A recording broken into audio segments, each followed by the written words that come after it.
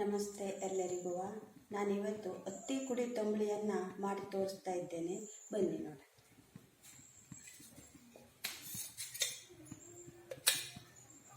ಮೊದಲಿಗೆ ಎಣ್ಣೆ,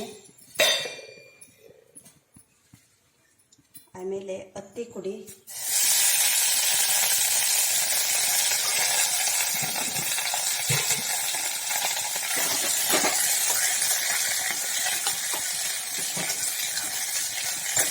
ಸಣ್ಣ ಉರಿಯಲ್ಲಿ ಚೆನ್ನಾಗಿ ಹುರ್ಕೋಬೇಕು.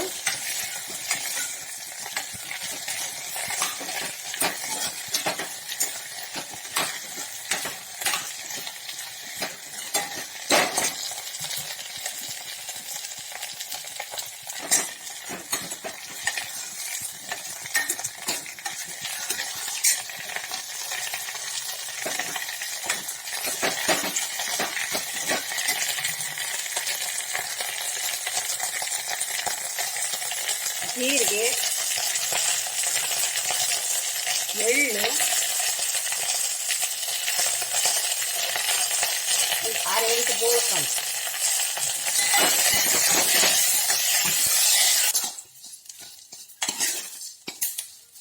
ನೋಡಿ, ಈ ಥರ ಚೆನ್ನಾಗಿ ಸಣ್ಣ ಉರಿಯಲ್ಲಿ ಹುರ್ಕೋಬೇಕು. ಇವಾಗ ಇದ್ರ ಮಿಕ್ಸಿ ಮಾಡೋಣ.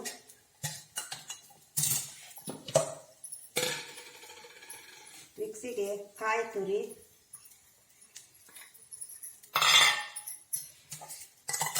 ಈ ಹುರಿದಿಟ್ಟುಕೊಂಡ ಅತ್ತಿ ಕುಡಿ, ಸ್ವಲ್ಪ ನೀರು ಹಾಕಿ ರುಬ್ಬಬೇಕು.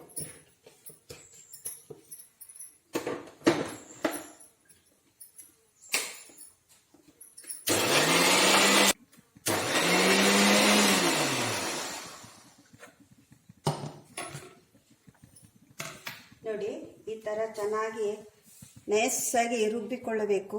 ಈಗ ಒಂದು ಒಗ್ಗರಣೆ ಮಾಡ್ಕೊಳ್ಳೋಣ.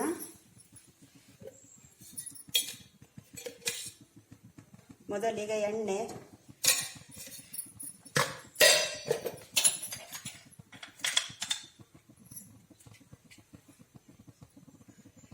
ಒಗ್ಗರಣೆ ಚೂರು ಇಂಗು,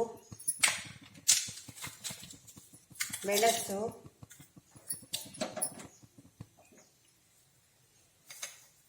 ಸಾಸಿವೆ,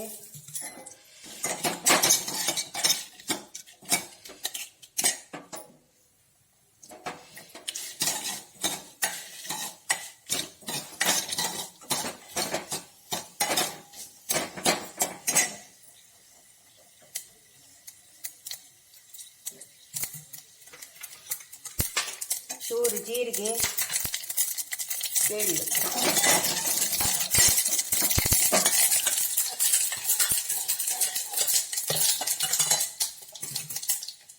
ಈಗ ಬೀಸಿದ ನೀರು ಹಾಕೋಣ.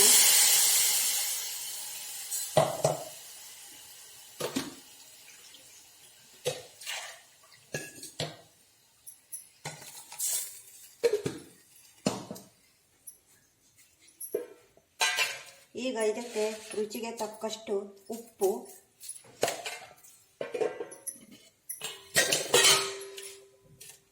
ಒಂದು ಅರ್ಧ ಸ್ಪೂನು ಬೆಲ್ಲ,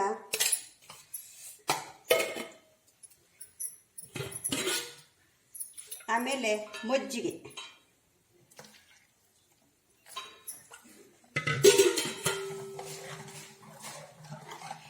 ನೋಡಿ, ಈಗ ಅತ್ತಿ ಕುಡಿ ತಂಬುಳಿ ಸವಿಯಲು ಸಿದ್ಧವಾಗಿದೆ.